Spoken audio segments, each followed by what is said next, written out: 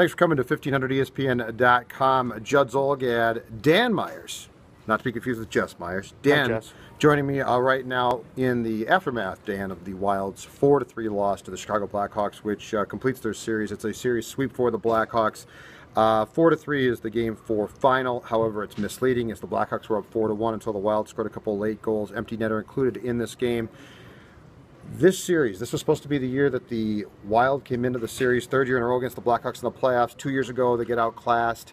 Last season, 6 games, it's not too bad, and this was supposed to be the year the Wild was competitive, so I will set you up this way. What happened?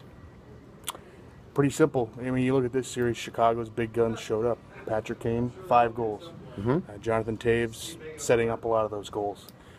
Marian Hossa didn't figure into the goal scoring, at least till the empty netter tonight, but ends up, I think, being the game winner. Duncan Keith, fantastic. I mean, you know, those are the guys that are paid to produce this time of year. And you look down the line, there's any number of players Minnesota counts on that didn't produce this time of year. Zach Parise was good at times, didn't do enough. Thomas Vanek, Jason Pominville, Ryan Suter, on down the line, not getting the job done. That's why Chicago's advancing. How much concern do you think that there has to be, too, when you look at the fact that a year ago, sitting here, we talked often about the core group of young players, which included Charlie Coyle, Nino Niederreiter, Granlund. You go down the list, we said, man, they're getting valuable playoff experience against Colorado and Chicago, and it's going to come back the next season and really help. And you just look across the board, and so many of these players, veterans and those young guys, really didn't contribute much at all. So now we sit here talking about, well, they didn't do what they were supposed to do. And as you sort of try and set things up for next season, I think a year ago we left this building thinking there's reason for optimism, Dan. This time you leave the building wondering, I wonder if changes have to be made. That's kind of the feeling at least I have. I mean, just kind of off the game here is what's next? I mean, what do you do if you're the Wild at this point? You've got, obviously, Parise and Suter are locked in here for the next decade.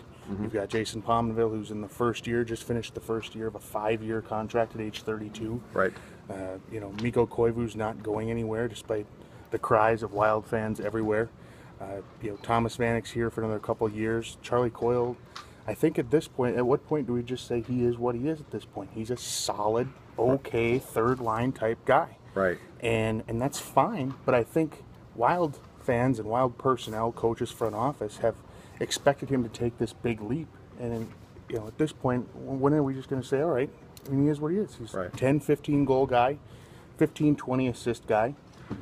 You know, to get to your point, you know, the Wild are going to have some interesting decisions to make this summer. There's no question about that. Is Mikael Granlund going to take the next step? And if not, the Wild are going to be in trouble because Chicago's not going anywhere. These guys are going to be around for a long time yet. You look at their core. They're going to have some salary cap issues this summer, but when it comes right down to it, Patrick Kane's going to be here for another decade. Jonathan Toews is going to be here for another decade. And as long as the Blackhawks have those two, they're going to be competitive. Kane is 26 years old. Toews is 27. They're both signed to identical contracts now through, I believe, 2022-23. So if you're the Wild and you look at those two and decide, hey, Chicago is the team that we are eventually going to have to beat, do you go out this offseason if you're Chuck Fletcher and make a move? Do you make a significant move? Do you say to yourself, if nothing else, I mean, Patrick Kane, keep in mind, had 2 points tonight, I believe. He now has, I want to say, 103 points in 102 playoff games. So you ratchet the intensity up on him, he gets better. If you're Chuck Fletcher at some point, do you look at your roster construction and say, I might have to make a significant move, i.e. move a young guy, move a commodity for a goal scorer?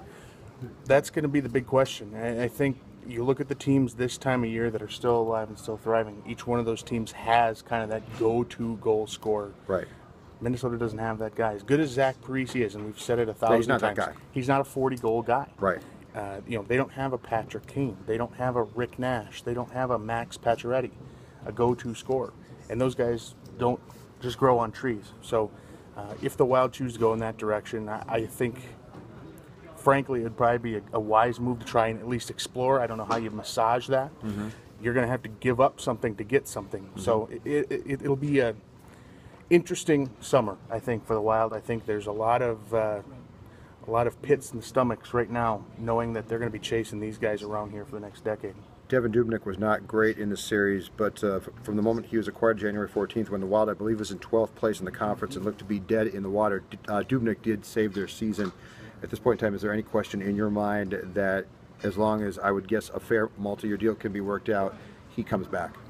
I think maybe the good news for the Wild is in this series, and I don't want to throw this all on Devin Dubnyk. He's probably, I think I tweeted this out to you, he's probably 5th or 6th or so in my line of guys in this series in terms of who you're going to blame. He's not top three, and he was a big part of why they advanced to this series against St. Louis.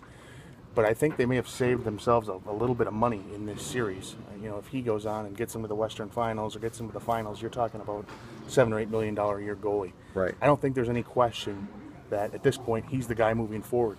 And he proved when he was in Edmonton, he put up decent numbers on a bad team. He came here. No defense. Yep, and he came here and he put up very good numbers. Now, I don't think it's fair to expect him to go, 27-9-2 or whatever he was during the regular season. But there's no reason why he can't come here and be a rock-solid goalie. He's should be just entering the prime of his career in terms of his age. I think he wants to stay here. He's got a young family. He enjoyed his time here. This is a good system for a goalie. There's no reason why they can't work this out, and I think it's probably in the best for both parties if they can find a way to make it work. Last thing, there were a lot of veteran players in the series who disappointed, a lot of forwards who had bad series, but Thomas Vanek is the guy that you look at. He was the big free agent signing. He was the guy who was going to come here and score goals, and I don't think he scored his first goal till Thanksgiving. He picked it up in the second half of the season, but in this series he was a non-factor to a negative throughout. There's nothing that you can do about Thomas Vanek, but what can be done going into next season in your mind with this guy? Because you talk about a guy who is who he is, and the problem with this series, I thought, Dan, was the fact that Chicago was so much faster that I didn't think that Vanek wasn't skating or was being lazy. I just thought he was completely outclassed. Is there anything that can be done about that? I was really surprised, and I guess you could even go back through the regular season with this. Coach Mike Yeo never really tried Thomas Vanek on a line with Jason Pominville. And both of those guys are, main culprits in why the Wild are where they are right now. Right. But Jason Pominville had a career-low shooting percentage. I would expect him to have somewhat of a bounce-back year next year. The interesting thing will be, can they get Vanek going? They had tremendous chemistry for years in Buffalo. And, very sparingly were those two ever really played on the same line at any course during the season. You're right. I mean, even, tonight when we saw Mike Yeo had kind of put together that Parisi, Koivu-Coyle line for parts of the second and third period, we never saw him just try Vanek and Pominville, maybe with Granlund, to see if he could get something going. Ultimately, I think you have to put a guy like Thomas Vanek in a position with a playmaker like Mikhail Granlund and say, Thomas, we need you to shoot. You can't be the playmaker. Get in scoring positions. We need you to get in scoring positions and shoot.